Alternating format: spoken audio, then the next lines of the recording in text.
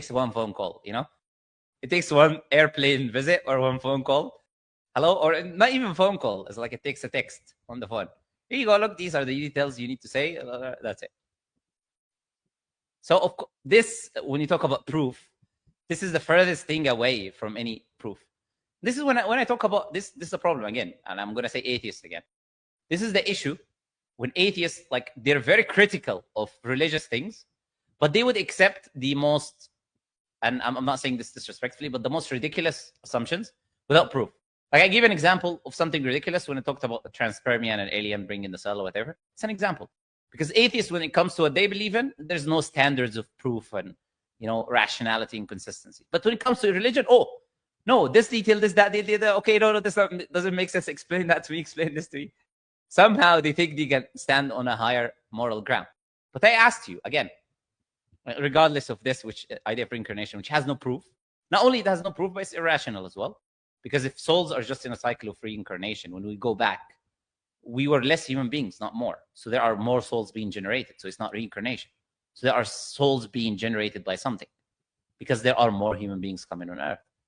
The numbers are increasing. And when we go back, there was less people. So if we have a cycle of reincarnation, that cycle makes no sense now that we have extra people that are coming in the picture, because those people were not reincarnated. If reincarnation was based, I'm showing you now the illogic, not only that you have no proof, but how illogical this idea is. What are we reincarnated based on? They will tell you, oh, based on what you did in your previous life. Okay, so where do I get this description of what is good and bad, so I can avoid the bad and do the good, so I can make sure that I am reincarnated in a better state?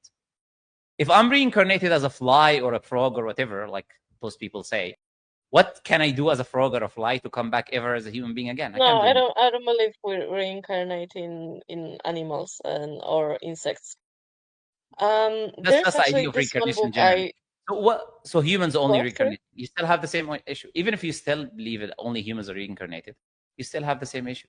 The same issue which I mentioned of if it was souls recycled, whatever, then it would be always the same number of human beings just being recycled. Different human beings. They're not going to increase. They're not going to be 100,000 and then become 100 million. Like, it's not going to happen unless something is generating souls or whatever. Something is generating more people into existence. Also, it doesn't answer the question to begin with of where did these souls come from that are being reincarnated. It needs a starting point again. So it's just, when you present these things, you just bring yourself more problems than solutions. Really, you're not helping yourself. Also, you told me you value human life because of love and respect. These are subjective terms. I mean, why do I need to value human life, or does anyone? You said I don't believe that people who do bad need to be killed. You don't believe anyone should